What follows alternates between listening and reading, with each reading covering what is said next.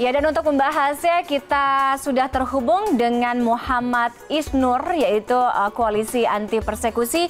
Selamat pagi, Pak Muhammad Isnur. Selamat pagi. Ya, selamat pagi. Kita harus ganggu waktu sahurnya sedikit ya, Pak ya.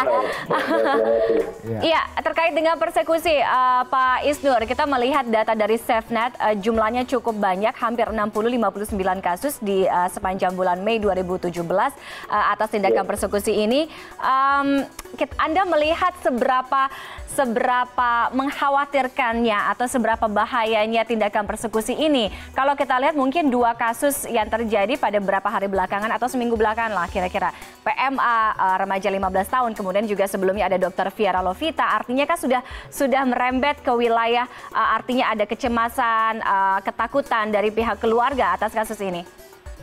Ya, ini dilakukan sangat berbahaya karena dilakukan secara sistematis dan juga meluas. Jadi terjadi juga dilakukan dengan instruksi dan juga komunikasi yang serentak. Itu yang sangat berbahaya. Jadi ini mengarah kepada kondisi chaos dan melawan hukum seperti itu. Oke, Mas Isnur, kalau kita bisa melihat kan data tadi dari SafeNet itu 59 kasus untuk hanya di saat bulan Mei saja, Evan ya. Itu cukup besar dan cukup tinggi angkanya. Kira-kira dari analisa tim koalisi sendiri, apa yang membuat kemudian tindakan persekusi ini bisa begitu meningkat, bisa begitu bergejolak sampai 59 kasus ini? Energinya itu dari mana gitu, Mas Isnur? Ini sebenarnya energinya dari kebencian. Dia tidak suka kelompok lain berpendapat atau bicara tertentu. Jadi ketika dia tersinggung, dia tidak suka terhadap pendapat itu, dia buru orang yang berbeda itu. Dia buru orang yang melawan atau misalnya menyebabkan dia tidak suka itu. Seperti itu. Dan di sisi lain kemudian aparat negara dan kepolisian lambat merespon.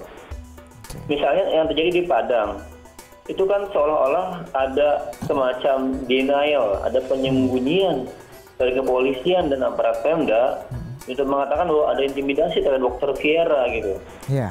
Jadi kemarin Dr. Viera datang ke YLBH untuk operasi pers, ketahuan bahwa ternyata bukan cuma masyarakat atau kelompok tertentu yang melakukan persekusi, tapi justru aparat juga melakukan persekusi seperti itu.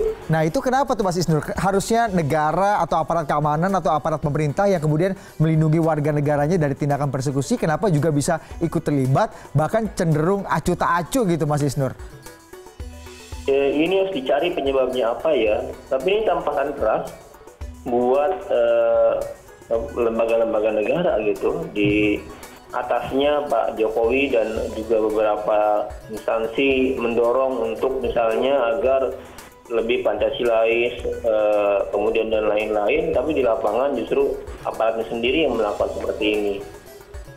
Oke, Mas Isnur, tadi Anda mengatakan bahwa respons artinya yang diberikan oleh pihak kepolisian ini cukup lambat dan ini adalah suatu tindakan melawan hukum. Artinya harus ada sanksi hukum begitu yang diberikan oleh aparat kepolisian kepada siapapun yang melakukan tindakan persekusi ini, orang atau kelompok masyarakat siapapun lah intinya. Anda melihat apa yang harus dilakukan kepada mereka-mereka yang melakukan persekusi ini?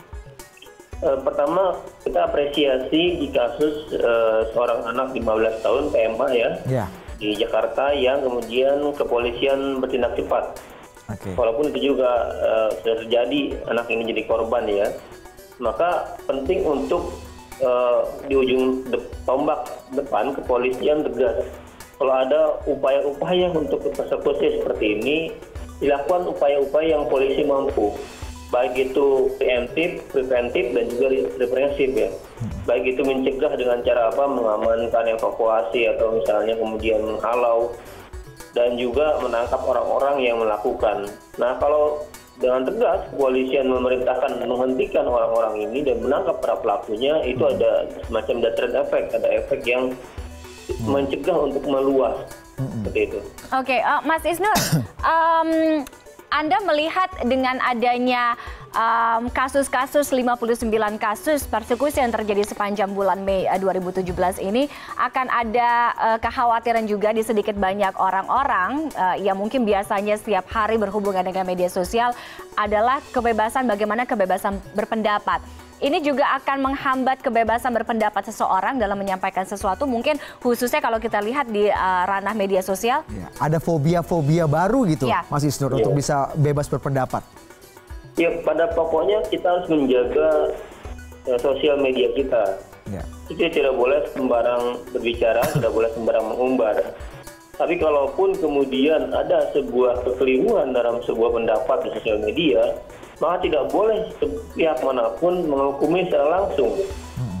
Gitu. Tidak boleh kemudian bahkan sampai menyakiti dan melakukan persekusi, kekerasan, ancaman, intimidasi, bahkan secara langsung kepada keluarga dan lain-lain.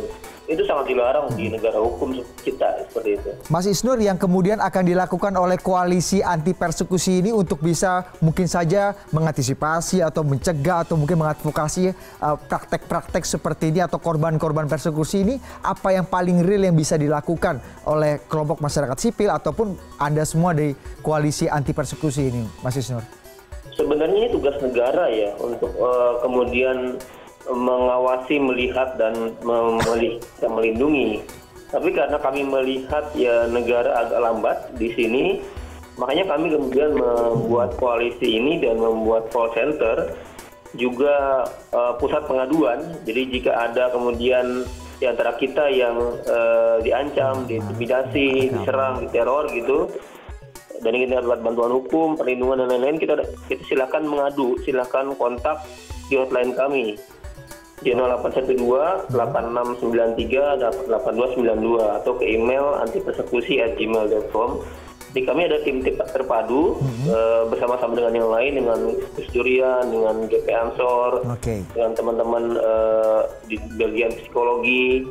Jadi bukan hanya perlindungan hukum dari YLBHI, tapi juga perlindungan yang lain dan pemulihan seperti itu. Oke, Mas Isnur, terakhir singkat saja, persekusi ini kebanyakan atau mungkin sebagian besar dilakukan oleh sekelompok orang. Anda melihat kenapa atau mengapa? Apakah memang karena seperti yang dikatakan oleh banyak orang ini terkait dengan mungkin power syndrome begitu? Dan apa yang harus dilakukan oleh misalnya ulama atau pemuka agama atas orang-orang yang kerap melakukan tindakan persekusi ini? Karena sensitivitasnya juga banyak yang berbau soal-soal agama yang sangat sensitif gitu, Mas Isnur.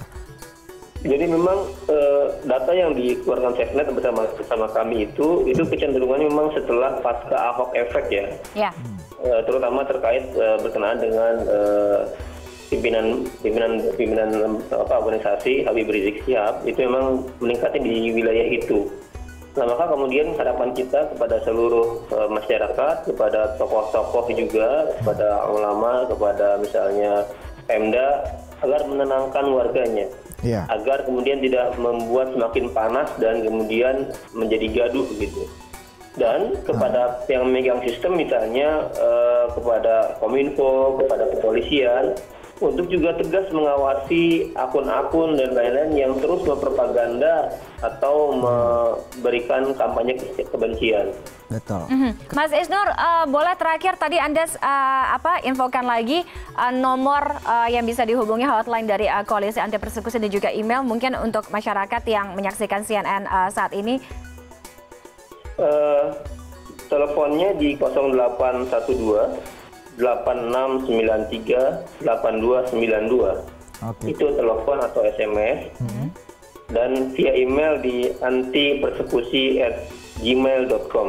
Baik, mudah-mudahan tidak terjadi lagi. Kalaupun ada yang terjadi, masyarakat tidak perlu takut lagi, jangan takut, tetap tetap stand up dan juga laporkan kepada Koalisi Anti Persekusi untuk mendapatkan bantuan hukum gitu ya.